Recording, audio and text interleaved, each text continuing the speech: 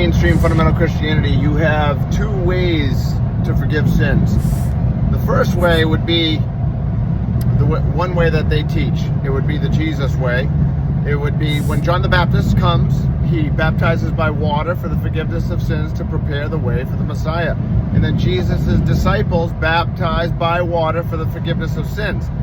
But then you have the temple cult, which Jesus was always disrupting, forgiving sins through the sacrifice of animals, lambs, bulls, and birds that the people would purchase. Depending on the larger the animal, the more sins that were forgiven. And then they would take that animal out back behind the church, process it, chop it up into little pieces, cook it, and then you could purchase the meat. So it was essentially double dipping. Well, Jesus taught forgiveness of sins by water baptism.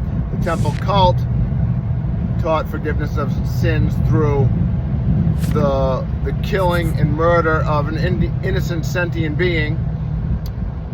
And then they double dipped on that and doubled down and processed the meat and sold it and cooked it.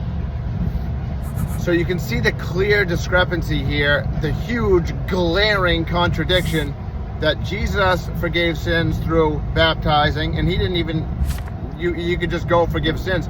It was absolute blasphemous for someone to forgive sins without an animal sacrifice, and Jesus was just doing that, and they were doing that through baptism by water. But somehow Jesus becomes the last sacrifice in this whole thing. He needs to be killed and murdered and tortured. You see the glaring contradiction here? The blatant, obvious problem we have?